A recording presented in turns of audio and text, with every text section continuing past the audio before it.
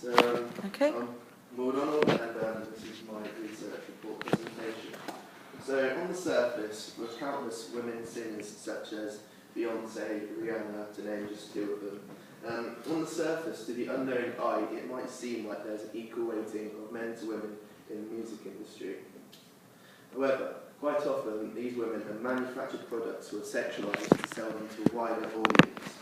This research report will look at the role that women have within the music industry, which leads to the question, what role do women play in the music industry, and why has it come to be that way? This quote says that only 3 women have ever been nominated for Best Producer at the Brits or the Grammys. None of them went home with the prize. This, along with the fact that only 4% of the music producers field are women, suggests that the music industry is incredibly male-dominated. The current research which I have taken is, I've looked on many online resources such as articles and interviews with several women who already have jobs from within the music industry, and I have looked into literature which I'll be reading for future research.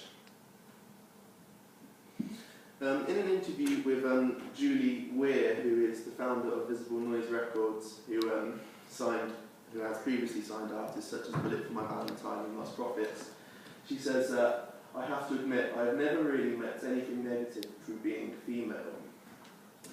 However, obviously as it's not really the most mainstream music ever, this could, the music that she signs on her label is obviously pretty different to like you get Rihanna and so on. So like it could show that like in the different music, the industries within the different music genres could prove that maybe it's just the mainstream popular music which it could be seen as like male dominated and so on.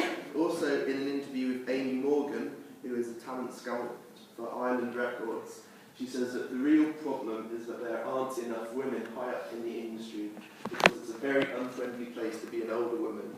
It's quite hard to have children, for instance, because of the nature of the job, and the industry is also obsessed by younger women.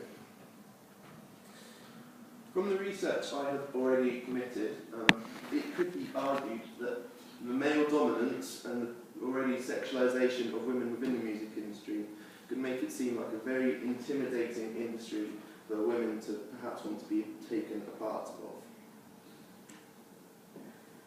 of. The research which I will be conducting soon is looking through books written on feminism and the music industry and seeing if I can find any which intertwine the two of them. I'm also going to try to arrange interviews with women who already have jobs within the music industry. I thought I would try to work out an accurate percentage of women within the music industry, but I've been trying to sort of like look around online for like staff lists for record labels and stuff, and sometimes it can be a bit hard to sort of like see this, so I'm not entirely sure if this would be a very feasible thing to do. The research resources are primarily going to be books from the library, mostly probably the uni's library, and I'm going to continue to focus on online articles and journals focusing on feminist columnists such as Laurie Penny, who I saw that wrote an article on the Miley Cyrus incident, which was pretty interesting to read. And again, I'm going to try to get into contact with women already in the industry, probably through like music from a record label and so on's contact pages, and I'm also going to try and see if any of them are on social networking sites such as Twitter, and so I can try and get hold of them through that way. The breakdown of the word count is roughly as shown: introduction with about 500 or 600 words, followed by a discussion of current women in the music industry. This is where sort of like the findings of like my interviews, for example, should I be able to get enough to fill that word count, will come into play. It will then discuss the male dominance within the industry, followed by the bulk of the report, which is a discussion of why it may be that way, which I also plan on looking into a little bit of Marxism as well for this, followed by the conclusion, which is about 500 to 1,000 words.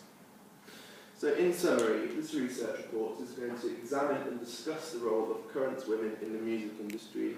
It's going to discuss why the music industry is so male-dominated and how it's come to be that way.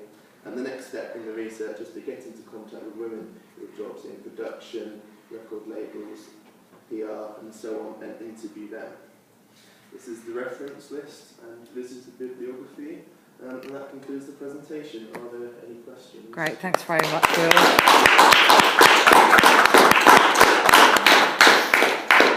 You're clearly demarcating mainstream to independent.